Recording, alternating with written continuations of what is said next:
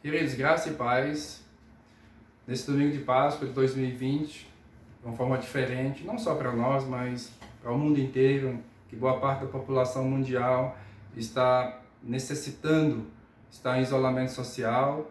Nós vamos trazer uma palavra baseada em 2 Coríntios, capítulo 5, no verso 21, que diz: aquele que não conheceu o pecado, Deus o fez pecado por nós, para que nele fôssemos feitos justiça de Deus.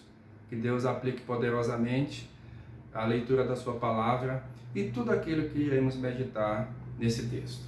A palavra aqui, amados, nos fala de verdades profundas, das verdades essenciais, das doutrinas, dos ensinamentos, da teologia bíblica. O texto aqui vem nos falar a respeito da pessoa de Jesus. Fala da pessoa de Deus, aquilo que Deus fez para prover a salvação nossa dos pecadores. Então, de uma forma bastante simplificada, nós vemos nesse texto 3 frases que resumem a essência da doutrina bíblica da salvação de Deus para conosco, os pecadores. A primeira frase diz: aquele que não conheceu o pecado. Uma referência clara à pessoa de Jesus, o nosso mediador.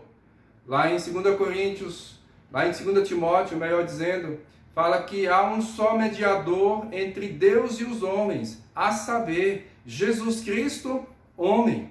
E aqui no nosso texto diz que aquele que não conheceu o pecado, nos falando a respeito de Jesus, que é o Filho de Deus eterno, que no tempo e no espaço ele foi concebido no ventre da Virgem Maria. E assim ele se torna aquilo que nós conhecemos como a pessoa do mediador, o Messias, o Cristo enviado da parte de Deus aqui à terra. E o texto aqui, amados, nos deixa bastante claro que esse não conheceu o pecado. Uma outra doutrina também muito clara e evidente nas Escrituras, que nos diz que Jesus, ele não tinha como pecar. Por ser o Filho de Deus, embora tenha sido tentado, ele não teve como pecar aqui nesse mundo, pelo fato de ser Deus. Ele a ninguém tenta e não pode também ser tentado por ninguém, como diz o livro de Tiago. Então, a primeira coisa que nós observamos nesse texto é a respeito de Jesus, aquele que não conheceu o pecado. É o mistério da encarnação, nós vimos aqui nesse texto e em outras partes das Escrituras, profetizado no Antigo Testamento, concretizado no Novo, quando ele veio para nascer aqui numa manjedoura simples de Belém, viveu fugido pelo Egito, volta e mora boa parte da sua vida na cidade de Nazaré, e nós cremos que quando dá início ao seu ministério, ele passa a morar em Cafarnaum. E andou por toda parte, como diz as Escrituras, fazendo bem, pregando o evangelho do reino, ensinando nas sinagogas e também curando toda a sorte de doenças e enfermidades que as pessoas possuíam aqui nesse mundo, incluindo libertação de todo tipo de possessão demoníaca, incluindo também ressuscitação de pessoas que já estavam mortas. Então, a Bíblia nos fala a respeito dessa pessoa do mediador, o Filho de Deus encarnado, Deus andando aqui no nosso meio. Como diz João, capítulo 1, verso 14, e o Verbo se fez carne, e habitou entre nós, e tabernaculou entre nós, andou aqui no meio de nós pecadores, conheceu mais profundamente os pensamentos, as atitudes, as ações, as reações, e tudo aquilo que a gente possa perceber a respeito da natureza corrupta das pessoas, de cada um de nós. O próprio Jesus mesmo disse que ninguém precisava dizê-lo o que era a natureza humana. Ele conhecia profundamente, porque ele mesmo se encarnou e veio viver aqui entre nós. Primeira verdade, queridos, que nós vemos aqui nesse texto é que Jesus é aquele que veio a este mundo sem nenhum tipo de pecado. E era uma exigência, era uma necessidade que aquele que viria para pagar pelos nossos pecados, ele mesmo era preciso que fosse eterno e ao mesmo tempo precisava ser homem para se identificar com aqueles aos quais ele levaria sobre si os pecados. Lá em João 8, verso 46 diz: quem dentre vós me convence de pecado, se digo a verdade, porque vocês não creem em mim? Então, a primeira verdade desse texto, nessa primeira frase, desse verso que é bastante pequeno, nos diz: aquele que não conheceu o pecado. Está falando da pessoa do mediador, Jesus Cristo. Em segundo lugar, amados, o texto aqui nos diz: ele o fez pecado por nós. Uma referência clara agora à pessoa de Deus o Pai. Deus o Pai fez Jesus pecado por nós. A Bíblia nos fala, num dos textos mais conhecidos em todo o mundo, João 3,16, palavras do próprio Senhor Jesus Cristo, que diz: porque Deus amou ao mundo de tal maneira que deu seu Filho unigênito, para que todo aquele que nele crê não pereça, mas tenha vida eterna. O amor de Deus, ele não se conteve. E não existe amor que não se doe. Na maioria das vezes que nós vemos no Novo Testamento, falando do amor de Deus, Deus é aquele que dá. Porque Deus prova o seu próprio amor para conosco pelo fato de ter Cristo morrido por nós, sendo nós ainda pecadores. Romanos 5, no versículo 8. Então a palavra do nosso Deus nos fala que o amor de Deus foi muito grande por nós. Aqui diz: porque Deus, o Pai, ele fez Jesus pecado por nós. São coisas que, no meu entendimento, é difícil compreender o tamanho desse amor de Deus pelas nossas vidas.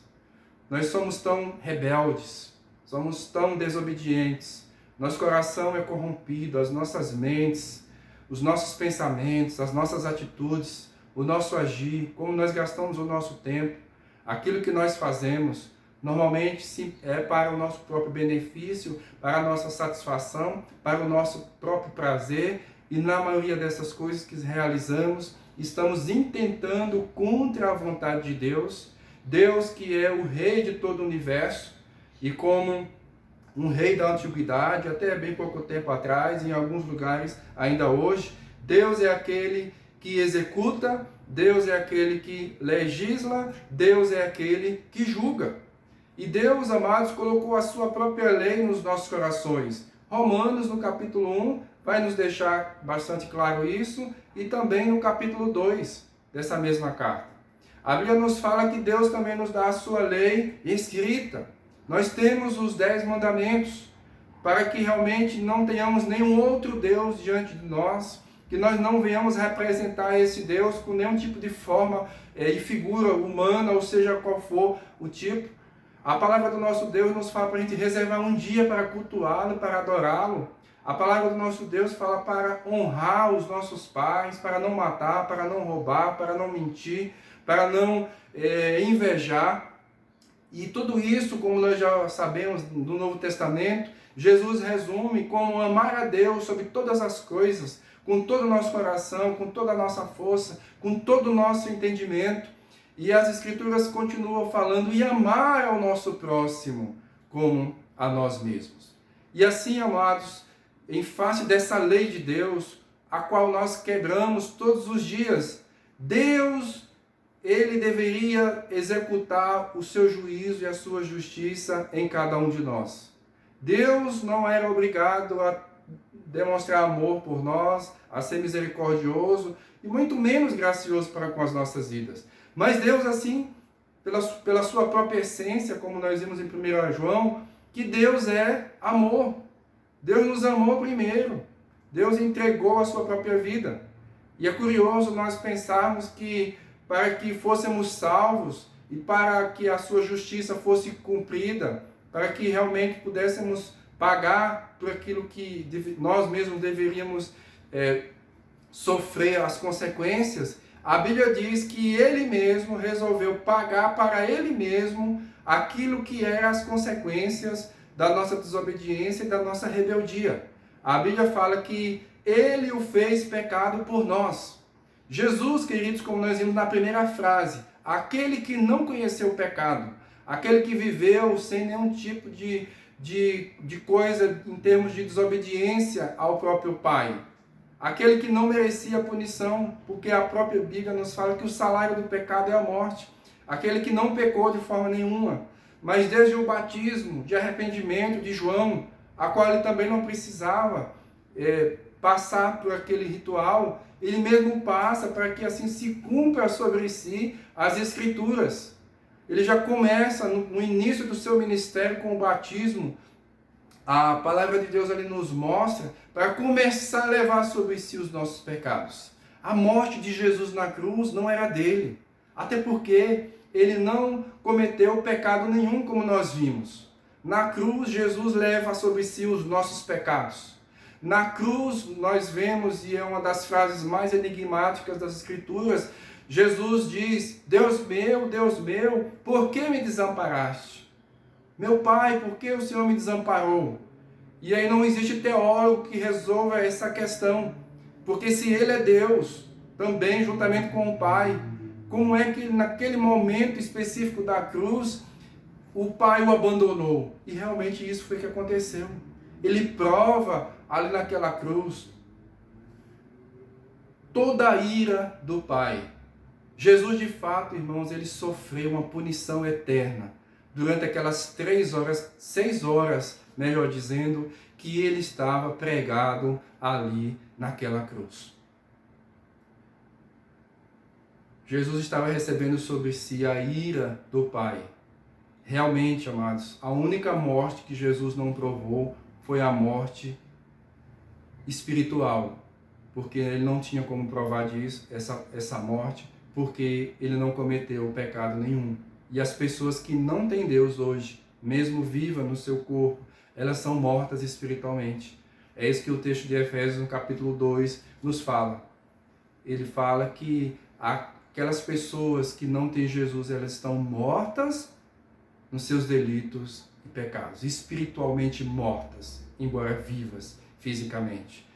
Então Jesus não sofreu a morte espiritual na cruz, mas ele sofreu a morte física. Houve uma separação entre corpo e espírito. E também na cruz Jesus sofreu a morte eterna. Ele recebeu sobre si a nossa punição. Ele pagou de fato, de verdade, os nossos pecados ali na cruz. Jesus se torna maldição por nós. É isso que diz as Escrituras na sua palavra. Nós vemos aqui no texto de Gálatas, capítulo 3, verso 13.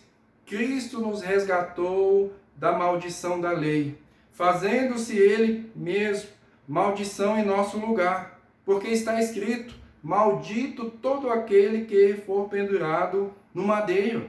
Colossenses capítulo 2, versos 13 e 14, também nos dizem: e a vós outros, que estáveis mortos pelas vossas transgressões e pela incircuncisão da vossa carne, vos deu vida juntamente com ele, perdoando todos os nossos delitos, tendo cancelado o escrito de dívida que era contra nós e que constava de ordenanças, o qual nos era prejudicial, removeu-o inteiramente, encravando-o na cruz. A cruz, amados, foi um lugar onde Deus executou a punição pelos pecadores que futuramente viriam a crer no Senhor Jesus Cristo. Jesus na cruz levou o pecado dos escolhidos de Deus, daqueles de todos os tempos e épocas que estejam vivos, ou que já morreram, ou aqueles que ainda virão, que fazem parte do propósito salvador de Deus. As Escrituras nos falam que Jesus ali naquela cruz, ele levou sobre si os nossos pecados. Deus, para ser justo e para não deixar de condenar o culpado, ele mesmo resolveu enviar o próprio Filho, que também é Deus, havia esse mundo a encarnar, assumir a natureza humana, se humilhar, como nós vimos, até a morte e morte de cruz, para que assim ele mesmo, como nós vamos ver na terceira frase desse verso, pudesse nos salvar, pudesse nos justificar. E a última frase aqui desse verso nos diz: para que nele, em Cristo Jesus, fôssemos feitos justiça de Deus. Esse texto aqui, amados, como eu disse, também é de um profundo significado para aqueles que creem que a verdade revelada de Deus está contida unicamente nas Escrituras e em toda a Escritura. A Bíblia fala aqui, para que nele, para que em Jesus, isso aqui, como eu já disse, citando o texto de 2 Timóteo, que nos fala que existe apenas um mediador. Há um só mediador entre Deus e os homens, a saber, Jesus Cristo. Então é somente em Jesus que o ser humano pode ser salvo, encontrar salvação, pode ser perdoado diante de Deus, pode renovar agora a sua comunhão novamente com Ele, somente através de Cristo Jesus. Não existem as nossas obras, não existem os nossos sacrifícios, não existem as nossas inteligências, as nossas capacidades, as nossas... Seja o que for que nós possamos fazer, não tem como essas coisas nos salvarem. A Bíblia nos fala justamente isso. Pela graça sois salvos mediante a fé. E isso não vem de vós, é dom de Deus. Não vem de obras, para que ninguém se glorie. Ninguém vai estar lá diante do Pai dizendo, mas eu fui muito bom. Eu fiz coisas maravilhosas, meu coração era bom. Não é isso que a Bíblia diz. A Bíblia nos fala que nós somos salvos unicamente pela graça. Se nós estávamos mortos em nossos delitos e pecados, o único modo de nós nos encontrarmos novamente em comunhão com Deus é através de uma ressurreição espiritual. E é isso que Jesus Cristo fez quando morreu naquela cruz e quando agora, pela fé, através do agir do Espírito Santo, aquele que nos faz nascer da água e do Espírito. Como diz o próprio Jesus a Nicodemos, se você não nascer da água e do Espírito, se você não nascer do Espírito Santo, você não pode entrar no reino de Deus, Nicodemos. A princípio ele não entendeu, mas aqui a Bíblia está falando da conversão. É de você realmente ser tocado pelo Espírito Santo, seu coração ser transformado, seu coração ser regenerado. Sua mente agora tem uma nova disposição para compreender, porque a Bíblia fala que o diabo ele cega o entendimento dos incrédulos, para que não lhes resplandeça a glória de Deus. Então é muito importante nós pensarmos isso. É somente em Jesus. Se nós formos salvos pelas obras, nunca serão pelas nossas, nem por qualquer de outra pessoa, nem por intercessão, nem por indulgências, como nós vimos em uma determinada denominação, que até hoje ainda fala que você pode interceder, que você pode pagar, você pode rezar, você pode pagar penitências por terceiros, e a Bíblia fala que você não pode nem pagar por si, quanto mais por terceiros. A Bíblia nos fala que somente é Jesus que pode levar sobre si os nossos pecados. Então, se formos salvos pelas obras, não é de ninguém mais que não seja o próprio Senhor Jesus Cristo. O texto aqui nos diz, para que nele, em Jesus, fôssemos feitos justiça de Deus. Ou seja, fôssemos justificados diante de Deus. Cada pecado que cometemos é um crime contra Deus. E como ele é o rei e é o juiz e aquele que legislou, ele tem todo o poder e autoridade para executar o seu juízo. Aí em Romanos, no capítulo 1, verso 18, nos fala que Deus vai fazer isso, e já está fazendo. A Bíblia nos diz ali que a ira de Deus se manifesta dos céus contra toda a impiedade e perversão dos homens. Cada morte é o executar da justiça e do juízo de Deus. Como nós vimos, o salário do pecado é a morte. As pessoas pagam pelos seus pecados, no primeiro momento, com a falta de comunhão com Deus, com a morte espiritual, com a morte física e, por fim, com a morte eterna. O pecado tem consequências tão grandes, embora muitas pessoas não acreditem, o inferno terá uma duração eterna. É um lugar, é um estado com um tempo que não tem fim. Só para nós pensarmos da realidade e da gravidade e da severidade do pecado. das consequências que ele traz para nossas vidas. Por isso que o texto aqui nos fala de justificação. Assim como o apóstolo Paulo também, lá em Romanos, no capítulo 5, ele já vem falando no capítulo 1 e 2, até o início do capítulo 3, que todo mundo está debaixo de pecado e que o único meio e o único modo das pessoas novamente terem agora comunhão com Deus e serem justificados diante de Deus é através do sangue de Jesus que nos purifica de todo o pecado. Lá em Ezequiel, capítulo 18, verso 20. A alma que pecar, essa morrerá. Então, aquilo que esse texto nos ensina é justamente a respeito disso. A única forma de um pecador, de alguém que tem uma dívida tamanha diante de Deus, possa ser justificado de Deus, é a providência dele mesmo, através de Cristo Jesus. Como o texto aqui nos diz, ele o fez pecado por nós. Esse é o modo de nós sermos salvos diante de Deus. Romanos 8:1 diz, justificados, melhor dizendo, agora, pois, já nenhuma condenação há para os que estão em Cristo Jesus. É por isso que os cristãos verdadeiros, aqueles que conhecem a Cristo, conhecem a palavra, ele precisa ter a certeza de salvação. Não é porque somos melhores do que ninguém, não é porque nós somos super espirituais, super crentes, não. Porque não depende de nós. Nós sabemos que ainda continuamos pecadores, que precisamos vigiar, precisamos combater a natureza pecaminosa que está em nós, as seduções do mundo, as ingerências, de qualquer forma que seja, de Satanás neste mundo e às vezes diretamente também no nosso coração, na nossa mente. Mas a Bíblia aqui nos fala que nenhuma condenação há para aqueles que estão em Cristo Jesus. Aqueles que se convertem, aqueles que reconhecem Jesus como Senhor, seu Senhor e Salvador, a Bíblia nos fala que Ele de fato está salvo. Por isso que o apóstolo Paulo diz, agora, pois, já nenhuma condenação há para aqueles que estão em Cristo Jesus. Certa feita eu ouvi uma história, uma ilustração de um homem que estava no tribunal para ser julgado devido a crimes que havia cometido. E ao chegar no tribunal, ele reconhece quem era o juiz.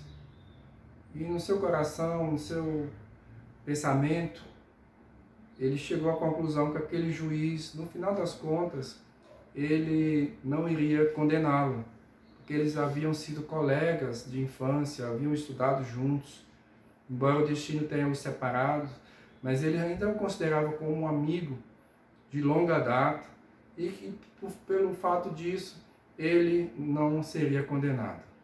E aí, para sua surpresa, o juiz executou uma pena de restrição de liberdade, ou seja, cadeia, ou que ele pagasse uma multa. E essa multa era muito alta, a qual ele jamais teria condição de pagar. E ao sair dali, para sua surpresa, ele descobriu que alguém tinha pago a sua multa. E essa pessoa foi o próprio juiz. E no final os dois conversaram e o juiz disse, como juiz, eu não tinha como deixar de condená-lo, porque você cometeu crimes. Mas como seu amigo, eu mesmo paguei a sua dívida. Isso é de uma forma bastante bem simplificada, porque não temos como medir aquilo que Deus fez por nós. Mas ilustra um pouco a salvação que as Escrituras nos mostram. Deus era o juiz, ele tinha que nos condenar. E ele mesmo resolveu condenar o seu filho em nosso lugar. Amados, que nessa Páscoa nós venhamos a sempre refletir com muita seriedade, com muita profundidade, o que é que aconteceu nela. a nossa situação era tão horrível e terrível, que a única solução foi Deus, o Pai, ter executado sobre o seu único filho amado. Esse é meu filho amado, em quem me comprazo, como ele disse no batismo e no Monte da Transfiguração. Mas ele não poupou ao seu próprio filho, antes a si mesmo entregou por nós. Então a Páscoa, o significado da Páscoa é esse. Deus, ele quer libertar os pecadores do império das trevas e levá-los para o reino do Filho do seu amor. E o único caminho é nele, é em Jesus Cristo, aquele que morreu e padeceu pelos nossos pecados. Que possamos viver agora, pela fé em Cristo Jesus, receber essa palavra de fato em nosso coração e na nossa vida, e viver agora em conformidade com o que ela nos ensina. Porque o próprio Jesus faz uma ilustração daquilo que ia acontecer com ele ainda, quando ele diz: se alguém quer vir após mim, negue-se a si mesmo, tome a sua cruz dia a dia e siga-me. Que possamos seguir. Há um preço a pagar para sermos discípulos de Jesus, servos de Jesus. Mas ele é infinitamente melhor do que qualquer outro caminho. Que assim Deus os abençoe em Cristo Jesus. Amém. Vamos orar nesse instante? Pai eterno, Pai bendito, nós assim te louvamos, te glorificamos, exaltamos ao teu santo nome. Ó Deus, não temos como imaginar, nem como agradecer. Ó Deus, nem toda eternidade vai ser suficiente para agradecermos o que o Senhor fez por nós. Assim, ó Pai, em nome do Senhor Jesus, tem misericórdia de cada um de nós. Vem agir, ó Pai, nas nossas vidas. Vem agir na vida dos teus filhos, para que eles venham a viver uma vida de gratidão e não venham, como diz lá em Hebreus, calcar de novo, ou seja, pisar, ó Deus, esnobar do sangue de Jesus que foi derramado naquela cruz. Ó Deus, você que me ouve também, ó Deus, nós assim pedimos, aqueles que estão nos ouvindo e que ainda não te conhecem verdadeiramente, ó Pai, que o teu Santo Espírito seja abrir o seu coração, a sua mente, para compreender essas verdades, que o próprio Deus enviou o teu Filho amado, que não tinha pecado, para se tornar pecado por nós, para que nós fôssemos justificados, fôssemos salvos e venhamos a desfrutar da tua comunhão aqui na terra. Ó Deus, desfrutar da presença do Deus do Espírito Santo em nós. E por fim, ó Deus, desfrutar toda a eternidade com o Senhor, naquela ceia maravilhosa, ó Deus, que vai durar eternamente. Nós assim te louvamos e te agradecemos, em nome do Senhor Jesus. Amém. Que Deus assim o abençoe, você e a toda a sua casa.